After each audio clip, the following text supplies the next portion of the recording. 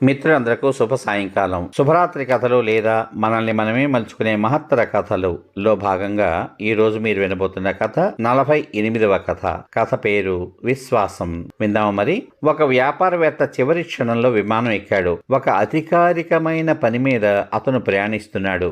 తన సీటు వద్దకు చేరుకున్న అతను చుట్టూ ఉన్న తన తోటి ప్రయాణికులను చిరునవ్వుతో పలకరించాడు. కిటికీ దగ్గర ఒక మధ్య వయస్కురాలిన స్త్రీ ఉంది. చివరి సీటులో ఒక చిన్న పాప కూర్చుని ఉంది. తన బ్యాగ్ పైన పెట్టిన తర్వాత అతను వారిద్దరి మధ్య సీటులో కూర్చున్నాడు. విమానం బయలుదేరిన తర్వాత ఆ చిన్నారితో సంభాషణ ప్రారంభించాడు. ఆమె అతని కూతురు వయసుతో సమానమైన వయసు కలిగి ఉన్నట్లు కనిపించింది. తన చేతిలో ఉన్న రంగుల పుస్తకాన్ని చూడడంలో మునిగి ఉంది ఆ పాప. వారి సంభాషణలో అతను కొన్ని సాధారణమైన ప్రశ్నలు అడిగాడు. ఆమె వయసు 8 సంవత్సరాలని, ఆమె అభిరుచులు కార్టూన్లు, డ్రాయింగ్ వేయడం అని, అలాగే ఇష్టమైన జంతువు గుర్రాలు ఎంతో అందంగా ఉంటాయి కానీ ఆమెకు పిల్లులంటే ఇష్టమని ఎన్నో విషయాలు ఆ పాప గురించి తెలుసుకున్నాడు.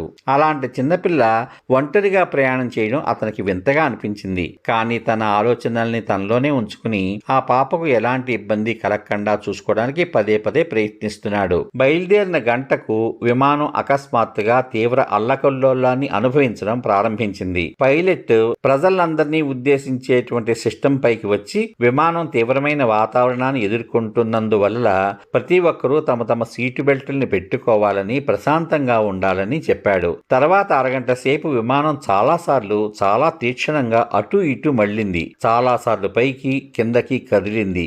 దీన్ని అనుభవిస్తూ కొందరు ప్రయాణికులు ఏడుస్తూ ఉంటే మరికొందరు ప్రయాణికులు చేతులు గుండెల మీద పెట్టుకుని ప్రార్థనలు చేస్తున్నారు. చుట్టుపక్కల అంతా గొడవగా ఉంది. ఈ వ్యక్తి కూడా చెమటలు కక్కుతూ తన సీటును వీలైనంత గట్టిగా బిగించి పట్టుకుని విమానం యొక్క ప్రతి పెద్ద కుదుపుకు భగవంతుడా మమ్మల్ని రక్షించు స్వామి అని అంటున్నాడు. ఇంత జరుగుతున్న పక్క సీట్లో ఆ చిన్నమ్మాయి నిశ్శబ్దంగా కూర్చుని ఉంది.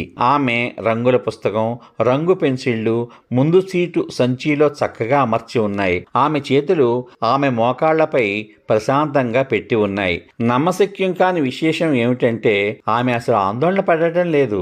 విమానంలోని అందరు ప్రయాణికులు ఇంత భీభత్సం అనుభవించిన కొంతసేపటి తర్వాత విమానం పూర్తి ప్రశాంతత స్థితికి చేరుకుంది. పైలట్ కొద్ది నిమిషాల తర్వాత వచ్చి కుదుపులతో కూడిన ప్రయాణానికి ప్రయాణికులకందరికీ కలిగిన ఇబ్బందికి క్షమాపణలు చెబుతూ వారు త్వరలో కిందకి క్షేమంగా దిగుతున్నట్లుగా ప్రకటించాడు. విమానం దిగడం ప్రారంభం కాగానే ఆ వ్యక్తి ఆ చిన్న అమ్మాయితో ఇలా అన్నాడు. నువ్వు చిన్నపిల్లవైనా నా జీవితంలో ఎప్పుడూ నీ అంత ధైర్యవంతురాల్ని చూడలేదు. ప్రయాణికులందరూ కంగారు పడుతున్నప్పుడు నువ్వు చాలా ప్రశాంతంగా కూర్చున్నావు. నువ్వింత చిన్నగా ఉండి అంత ప్రశాంతంగా ఎలా ఉండగలిగావో నాకు ఎప్పటికీ అర్థం కావడం లేదు.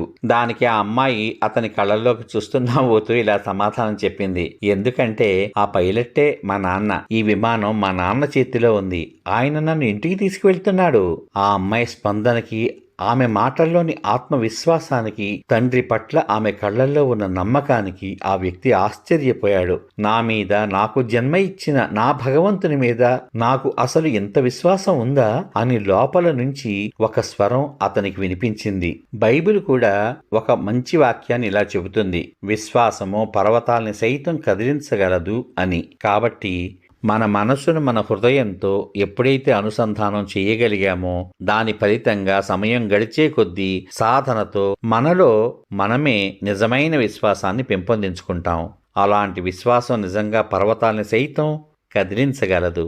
చూసారా, అంత ప్రమాద స్థితిలో ఉన్నా కూడా తన తండ్రి తనని క్షేమంగా ఇంటికి తీసుకువెళ్ళగలడు అనేటువంటి ఆత్మవిశ్వాసం ఆ చిన్నారిలో ఉంది. కాబట్టి మనం కూడా మనల్ని నడిపేటువంటి భగవంతుడి పట్ల కూడా అంత ఆత్మవిశ్వాసం కలిగి ఉండాలి అన్నదే ఈ కథ ద్వారా మనం తెలుసుకోవాల్సింది. మళ్ళీ రేపు మరొక మంచి కథతో కలుసుకుందాం. అంతవరకు సర్వే జనా సుఖినో భవంతు. శుభమస్తు. స్వస్తి.